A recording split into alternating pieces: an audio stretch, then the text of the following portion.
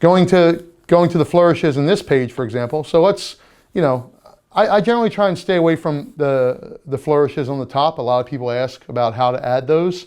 I think if you have a letter, a word, say tattoo, that has that at the top, then that works. You can just extend that thing. I'll do a new version here for you. Or I'll just, I'll make a new word that has a T, and I don't have to keep regurgitating the same here. All right, so now we have our layout, and hopefully, it's going to get to the point where you don't even have to add all the extra lines. You can just basically look at the space that you have, and with me, I'm very fortunate that I tattoo a lot of tattooers while I'm at conventions or when I'm traveling, and a lot of tattooers don't have a lot of space left. So they give me the space that's the shape of West Virginia, and they want 9 names in it. Well, then I got to make it happen, and I can't really make a stencil, so I got to draw it on the fly, right? So that a lot of times that's the only way to make it work. So the more you practice this, you better bet you're going to get a lot more proficient at it, and you're going to be able to draw that on people. I mean, that's the goal anyway. But just because you can doesn't mean you have to. So yeah, you can draw it. Yeah, I can draw a bodysuit on, but why would I? I can make some stencils and make it done right. So that's the same type of approach I have with lettering.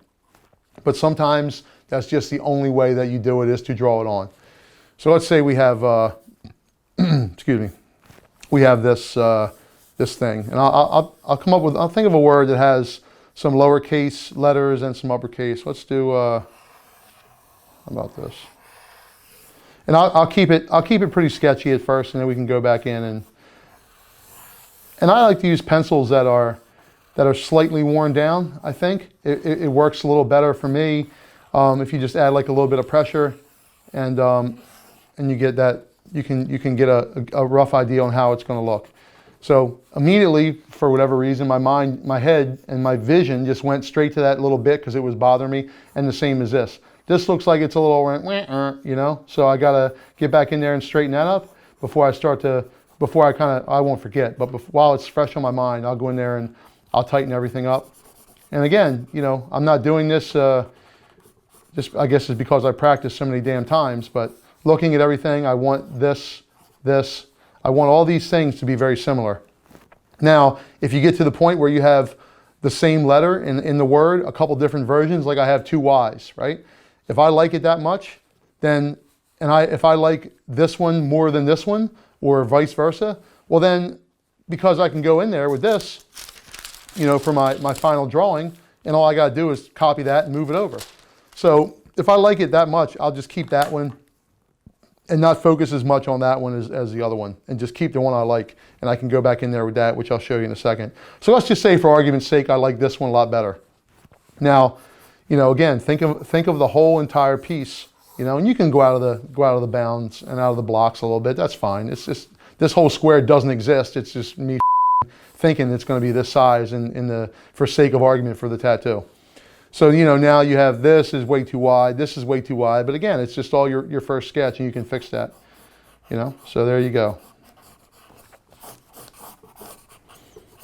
And now, a lot of times I like to use, if I'm adding a lot of flourishes, I don't want to get all crazy and start adding all these extra, people just get so carried away, right? And you don't want to have just like this little bit of cake and all this extra frosting and all these lines and swirls and shooting everywhere. You want to have it just like, keep it nice, keep it clean, keep it readable, and you can always add, but you can't take away. Well, you can now, but ultimately, if you get it to the point where it's too much, well then it's probably too much. Like I said, if you think like, okay, I'd be okay with that, generally that's a good rule of thumb, but sometimes, what you like and what other people like isn't the real move here, right? So like, I don't like a lot of flourishes, but I like some things that are nice. I like things here and there, but I try not to take everything that I know, all the tricks. It's like, hey man, I like steak sandwiches. I like Greek yogurt. I like peanut butter and jelly, and I like Brussels sprouts. I'm not going to eat it on the same sandwich. Don't give it to your customer on the same sandwich. Save some for next time, right? Save the Greek yogurt for the next tattoo, and just give them this type of stuff for this tattoo, right? Give them a little ketchup or a little barbecue instead of Grey Poupon. Just keep it nice and keep it simple and clean. and know when to reel it in and tell your customers like, hey man, I think in my professional opinion, that's a little too much, right? So, and using what you have. So in this case, I have this Y that swoops down, right? And I have all this open space. Again, I'll have something to do with this one at the end, which is the one I like actually, you know? So at the end, let's just say I want to end it off. You know where you're going to end, right? So you want to end it off about right there. So now I have this.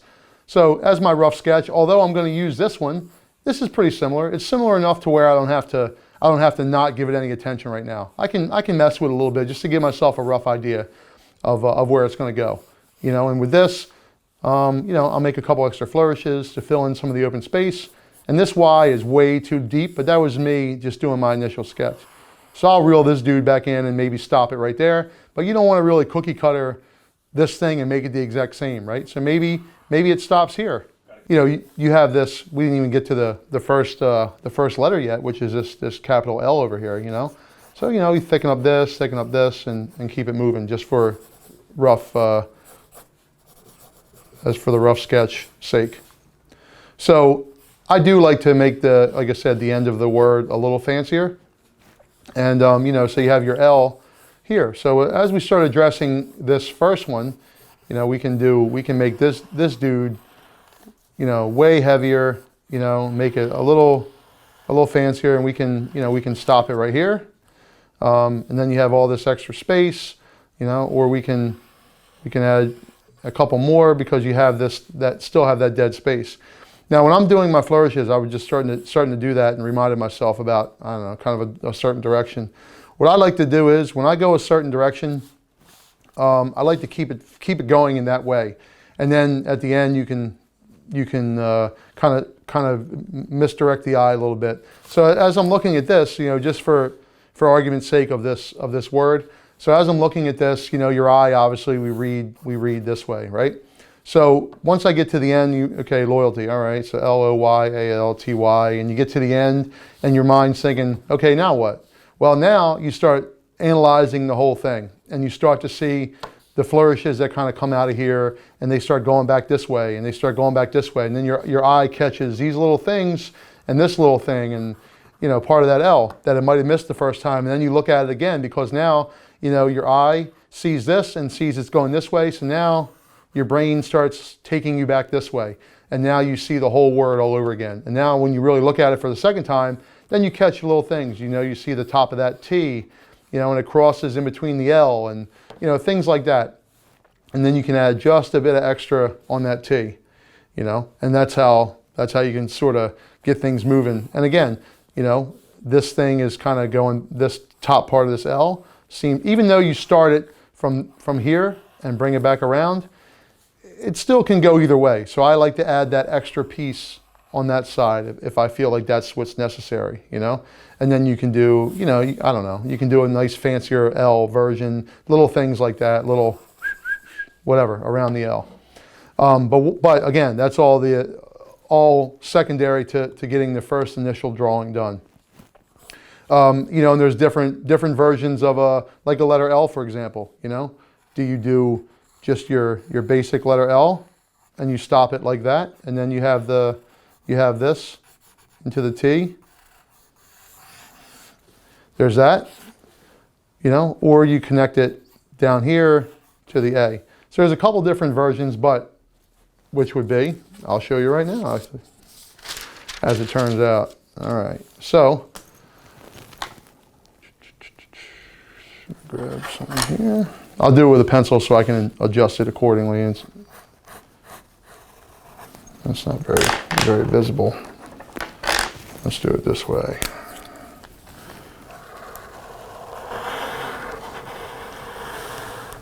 And again, you can always stop it where it is, you know, and just go back to it. This is still your rough sketch, and you can start playing around with it. And a lot of times, you know, as I'm sketching, even with the marker, I'll mess around with it and I'll look and I'll go, oh, look at that. Like just as I was starting to thicken that part up here, I like that little tail right there. So maybe I'll just keep it. Now I know for next time, right? So I bring this back around, bring that back around, and now it starts to take some shape. That's when I go back in there and I can adjust the spacing a little bit, you know, move it over slightly. You know, this is pretty much similar to that, so I'll just use that one. Go back into my A. And then I'm just kind of eyeballing it now, right? But like, since I was saying using the same type of angles on everything, you know, make it on here too. Make it so it all matches up, right? There's that.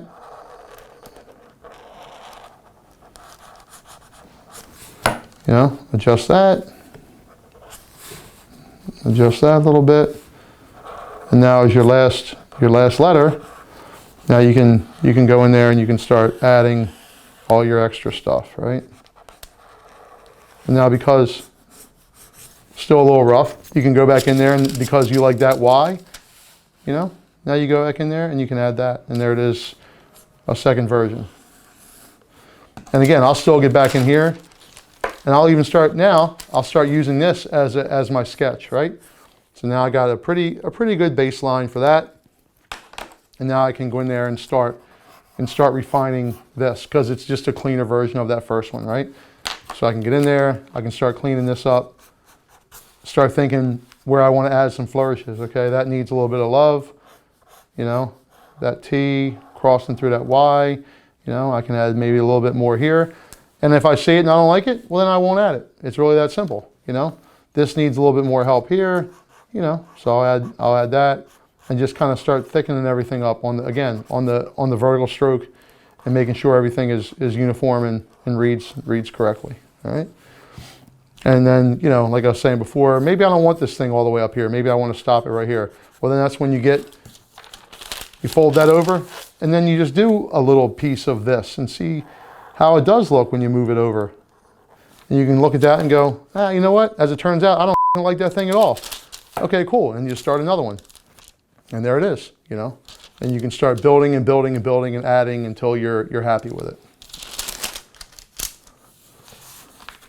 I like to keep everything moving, you know, the same direction and kind of growing from that way. You know, if you have a word kind of in this type of a space and you want to add some flourishes underneath, well then start doing it, right? So you can kind of bring it back this way, and I'm going this direction, right? Like I was saying before. Once you get to the end of the word and your eye wants to start going back, you can start, this will bring your eye back into the whole word, and you can absorb it all over again. You know, so you can use that, you can do that. And although, you know, it's starting from this way growing, all this stuff, it seems to be going back to the starting point, which is kind of right here. And these are just kind of kicking off lighter in this area and stopping right there, right? And at the ends of them, you know, you can either just do a little bit of, you know, don't make this thing all like a big ball at the end. It looks pretty stupid in my opinion.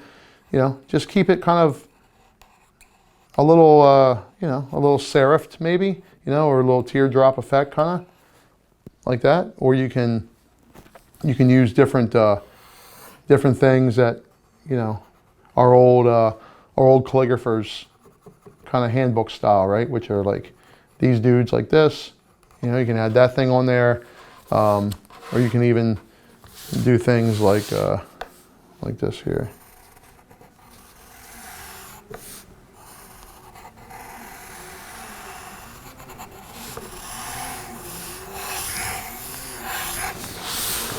And add this little dude, some stuff like that, right? And make a mixture of both, or you can just add kind of like that. You can put some little dots on it. You know, these are just different options that you can add, and whatever you like. You know, if you don't like it, then don't do it. You know, you can even connect them. You can connect the flourishes, you know, from the starting point, you know, here at this part. And you can even get your shader, do a little shading, having something coming out of it, you know. There's all types of options that you can do, but again, just make sure to keep it under constraints, right? Just don't get too crazy with it. And if you see that it looks like it's too much, well then it probably is. And that's the hardest thing, is that you gotta determine, like, you know, when it's enough, when you might need a little bit more. And I think if you think, you know, I think in my opinion, If you're looking at something and you start to think like, I think I'm getting close, well then stop. Because why? You can always add more.